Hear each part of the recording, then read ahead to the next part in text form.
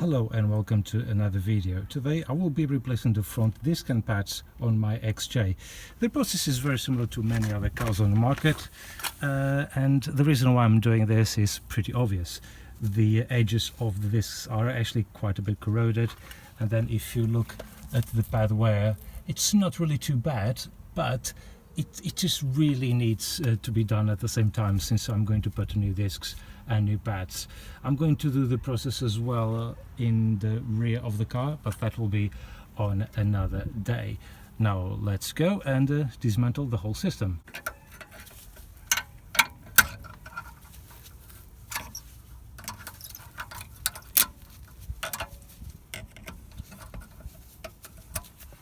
Now for the back of the caliper, I use a number 7 Allen key.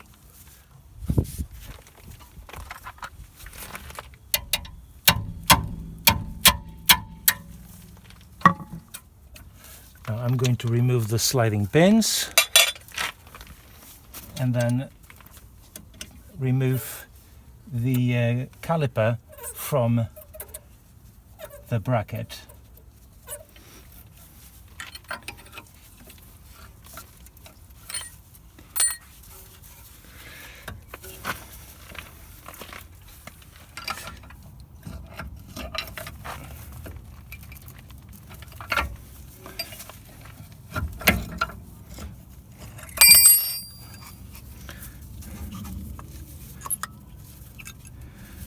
You can see in here there's quite a bit of an indentation and a ridge, so they're not good really.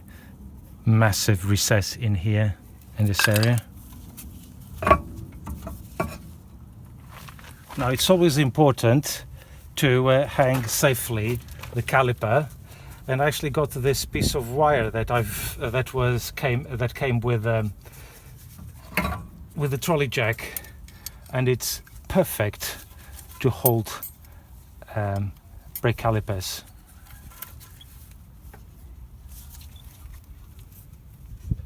I have to replace this soon actually. It's starting to crack in here. Not sure you can see it there. That's gonna be another job.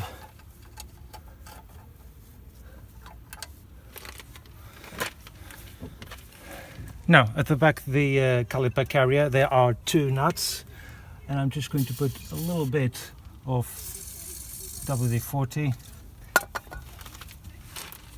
and let it soak for a little bit.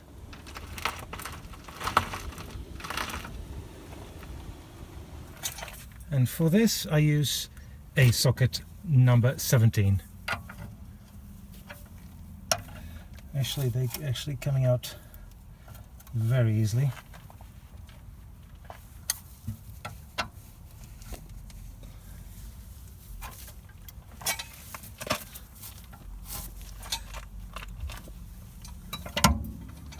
And now the caliper carrier is off. The disc actually comes off very easily. Good stuff. You see how worn it is, especially on the inside. There's not much friction, surface contact.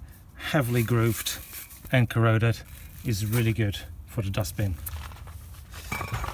Before I put this, the brake pads and so on, I have to unscrew the cap of the brake fluid reservoir and then push the caliper piston back into its place, and also just give it a good wire brush and a good clean, and then we're good to fit the new pads. So I've opened the brake fluid reservoir, and I actually don't have a wind-up tool, but I have this oil wrench which can be just as good.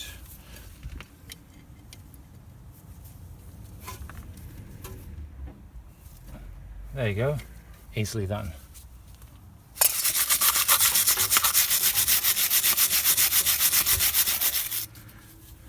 Now just give a good brush on both sides of the caliper carrier, and I'm going to put it back in place.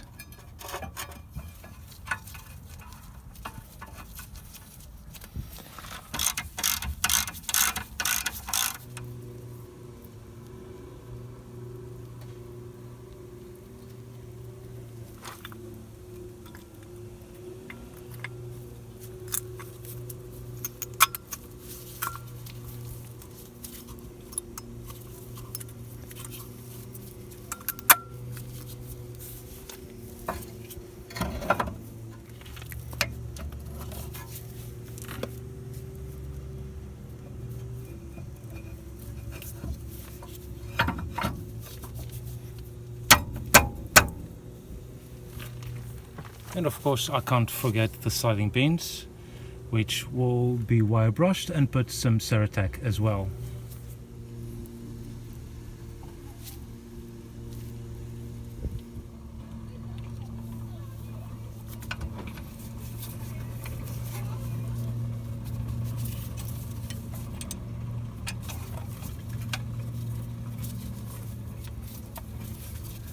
Now that everything is in place, give a quick clean with brake cleaner.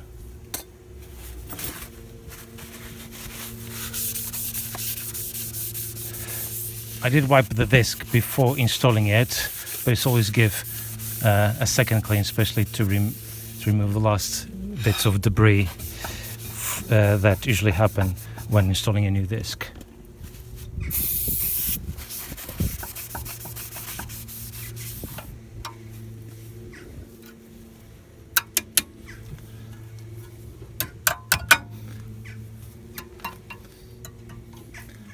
Okay, brilliant.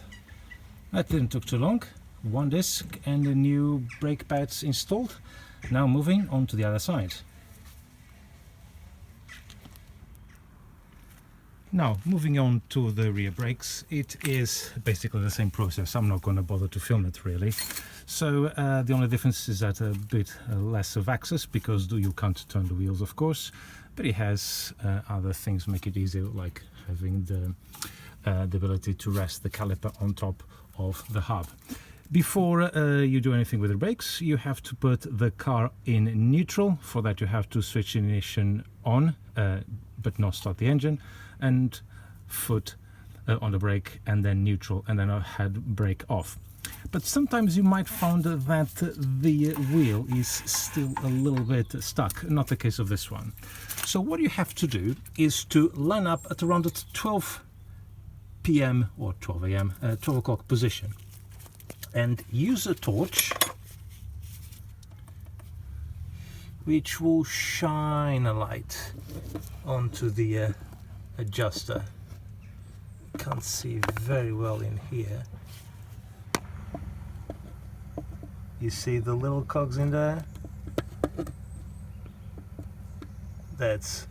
And what you have to do in this case, because this is the UK driver side, you have to move this and adjust manually like this in up motion, which will release the handbrake a little bit more, and then on the other side you just push it down and do the same thing, and then you are able to remove the disc freely.